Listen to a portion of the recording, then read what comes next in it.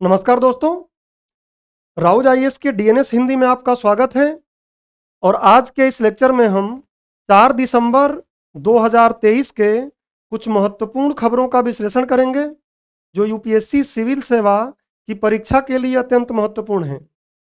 हर बार की तरह हम जब लेक्चर को आरंभ करते हैं तो एक बार स्लाइड को या पीपीटी को देख लेते हैं। तो आज भी पहले हम एक बार पीपीटी को देख लेते हैं कि आज हम किन किन खबरों को किस प्रकार से कवर करने वाले हैं। देखिए, आज हम 3 खबरों को शामिल करेंगे। एक तो लाल सागर से संबंधित खबर है, दूसरा कोडेक्स एलिमेंटेरियस आयोग से संबंधित है और एक चक्रवात से संबंधित विषय वस्तु है जिसको हम समग्र रूप से मुख्य परीक्षा के लिए कवर करेंगे। लेकिन आज के इस लेक्चर में हम केवल लाल सागर से संबंधित विषय वस्तु को ही शामिल करेंगे और इसका दूसरा पार्ट 4 दिसंबर 2023 के डीएनएस का दूसरा पार्ट जब आएगा तो उसमें हम इन दोनों खबरों को शामिल करेंगे। देखिए, और क्या पढ़ेंगे हम, तो लाल सागर से संबंधित खबर को पढ़ेंगे। इसके बाद हम दूसरा जो खबर रहेगा उसको पढ़ेंगे काफ़ी विस्तार से, क्योंकि इस खबर में आप देखेंगे कि संयुक्त राष्ट्र का एक महत्वपूर्ण निकाय जो है कार्यकारी समिति, उस निकाय के कार्यकारी समिति में भारत को सदस्य चुना गया है और ऐसे प्रश्न प्रारंभिक परीक्षा में पूछे जाते हैं। तो इसको हम विस्तार से पढ़ेंगे कि किस तरीके से प्रारंभिक परीक्षा में इससे प्रश्न पूछा जा सकता है। ये पढ़ने के बाद हम इस पर अभ्यास प्रश्न करेंगे। उसके बाद मुख्य परीक्षा के लिए एक अत्यंत महत्वपूर्ण टॉपिक को हम कवर करेंगे जिससे प्रारंभिक परीक्षा में भी प्रश्न पूछे गए हैं और मुख्य परीक्षा में भी प्रश्न पूछे गए हैं।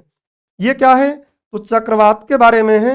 आपको पता है कि हमारे सिलेबस में चक्रवात स्पष्ट रूप से मेंशन है और इस पर प्रश्न अक्सर पूछे जाते हैं, इसलिए इसको हम काफ़ी विस्तार से और समग्र रूप से पढ़ेंगे। ये हमारा पाठ्यक्रम है। इस पाठ्यक्रम में देखिए चक्रवात यहाँ पे लिखा हुआ है। उसके बाद इससे विगत वर्ष में 2014 और 2022 में प्रश्न पूछे भी गए हैं, देख सकते हैं आप। उसके बाद इसको हम संदर्भ के साथ कवर करेंगे कि क्या संदर्भ है, क्या होते हैं शीतोष्ण कटिबंध, उष्ण कटिबंधीय चक्रवात, चक्रवात ही क्या है। उसके बाद हम दोनों प्रकार के चक्रवातों को, शीतोष्ण कटिबंधीय चक्रवात को बहुत अच्छे से पढ़ेंगे जिससे कि आपका पूरा टॉपिक क्लियर कट समझ में आ जाए कि क्या है ये। ऐसे ही हम उष्ण कटिबंधीय चक्रवातों के बारे में विस्तार से पढ़ेंगे। उसके बाद हम उष्ण कटिबंधीय चक्रवातों के उत्पन्न होने के परिस्थितियों के बारे में पढ़ेंगे, इससे पीटी में भी प्रश्न आ सकता है। उसके बाद उष्ण कटिबंधीय चक्रवातों का नामकरण कैसे किया जाता है, इसको भी पढ़ेंगे हम। ये भी एक प्रश्न रहता है कि कैसे नाम दिया गया है। जैसे अभी मिचोंग जो नाम है वो म्यांमार ने दिया है, तो किस तरीके से इसका नामकरण होता है देखेंगे हम। उसके बाद अलग अलग क्षेत्रों में इसके अलग अलग नाम होते हैं, कहीं हरिकेन, कहीं पर विली विली, कहीं पर टाइफून, तो इसको भी हम देखने का प्रयास करेंगे। उसके बाद चक्रवातों का भारत पे प्रभाव हम देखेंगे कि भारत पर क्या इसका प्रभाव पड़ता है, और उसके बाद हम देखेंगे कि भारत ने क्या प्रयास किए हैं इसके लिए। इन प्रयासों को अच्छे से समझेंगे। उसके साथ साथ हम एक कलर कोडिंग को भी समझेंगे जिस पर प्रश्न आया हुआ है 2022 में कि किस तरीके से कलर कोडिंग के माध्यम से भी चक्रवातों के लिए वार्निंग जारी की जाती है। तो इस लेक्चर में हम इन बातों को कवर करेंगे।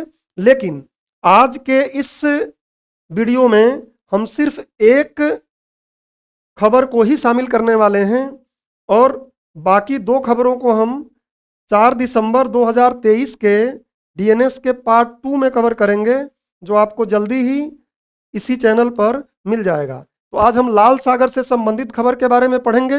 चलिए देखते हैं कि खबर में क्या कहा गया है। आज का जो पहला खबर है वो क्या है, लाल सागर में अमेरिकी युद्धपोत पर हमला। और ये अमेरिकी नहीं, देखिए 2 इजरायली मालवाही जहाज़ों पर भी हमले की सूचना है। यमन पर कब्जा जमाए जो हाउती, आपको कुछ समय पहले डीएनएस में ही हाउती के बारे में पढ़ाया गया है कि ये विद्रोही समूह हैं यमन के। तो ऐसा कहा जा रहा है कि इनके द्वारा ये हमला करने किया गया है, ऐसा शक है। कोई जिम्मेदारी नहीं लिया है लेकिन ऐसा शक है कि इन्हीं लोगों ने हमला किया है। तो ये खबर है और इस खबर के लिए हमको, क्योंकि ये खबर पॉलिटिकल है, इससे हमारा बहुत ज़्यादा कोई सरोकार नहीं है यूपीएससी सिविल सेवा की परीक्षा के लिए, लेकिन यहाँ पे महत्वपूर्ण बात हमारे लिए ये है कि हम लाल सागर के बारे में पढ़ लें, क्योंकि इससे पहले भी प्रारंभिक परीक्षा में लोकेशन बेस्ड क्वेश्चन आया हुआ है, मानचित्रण पर आधारित प्रश्न आया हुआ है, और भविष्य में भी प्रश्न आने की संभावना बनी रहेगी अगर ये न्यूज में रहता है तो।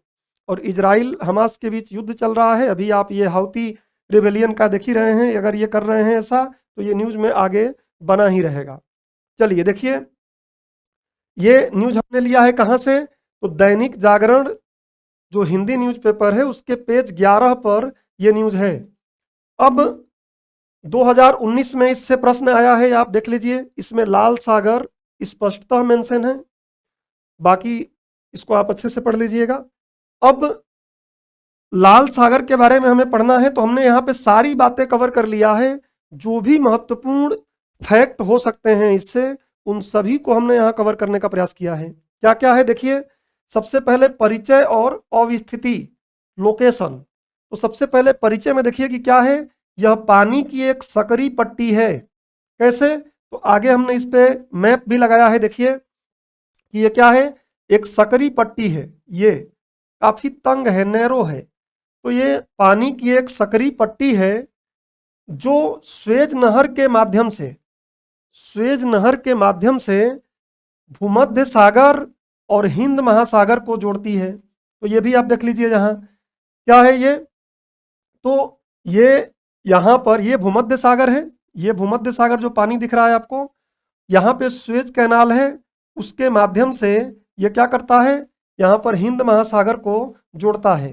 तो यही बात इसके परिचय में बताया गया है। देखिए, फिर ये अफ्रीका और एशिया के बीच में स्थित है, तो ये भी आप मैप में देख सकते हैं, मैंने मैप यहाँ लगा दिया है।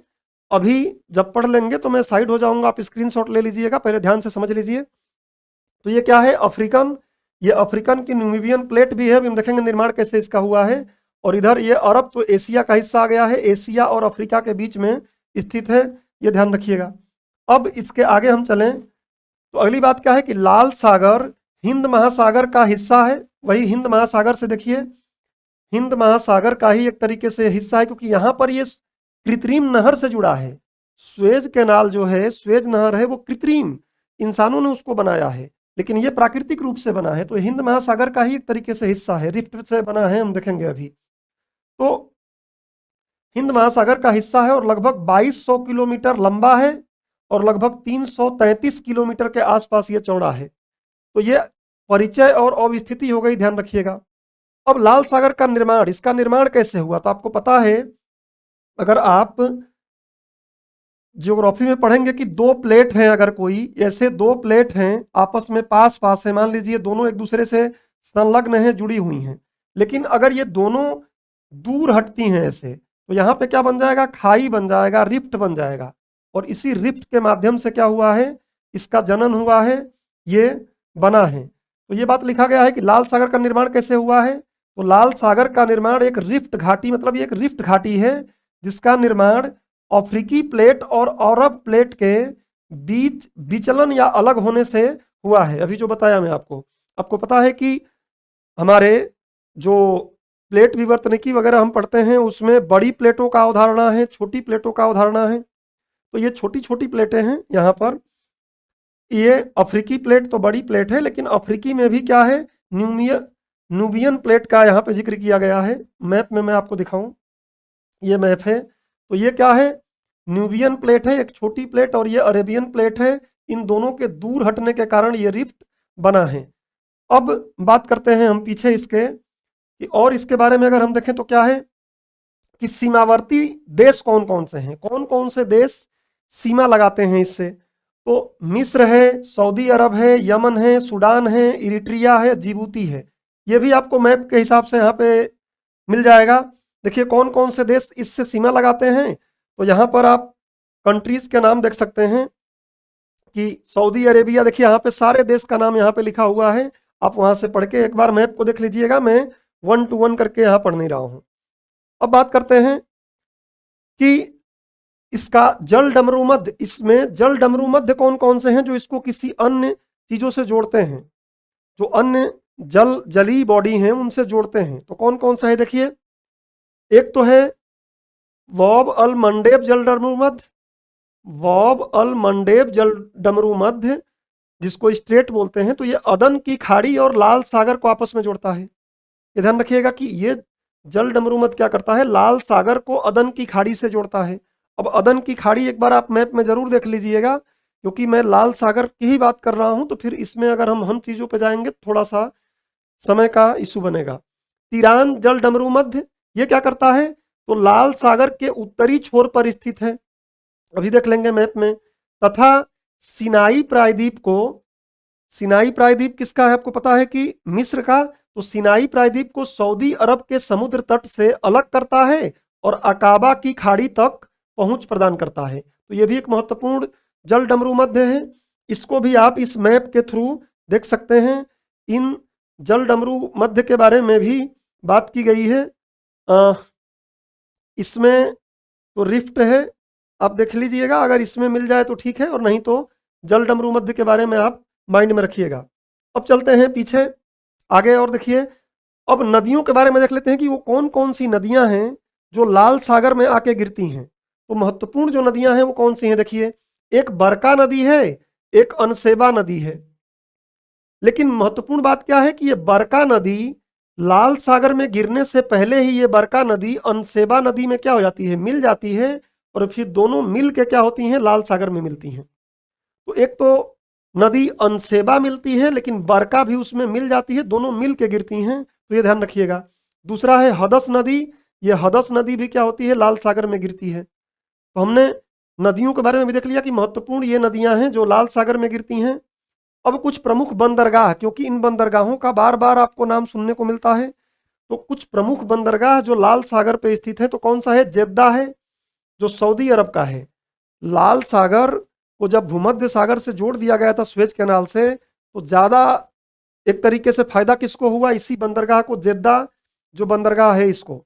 और ये जेद्दा बंदरगाह के बारे में ये भी ध्यान रखिए कि जेद्दा इस्लामिक पोर्ट जो है ये सऊदी अरब का बंदरगाह है, और यह अरब दुनिया का, जो अरब वर्ल्ड है, अरब के देश हैं, उन अरब दुनिया का, पूरे विश्व की बात नहीं कर रहा हूं, सिर्फ अरब वर्ल्ड की बात कर रहा हूं, जो अरब के देश हैं, अरब समूह के।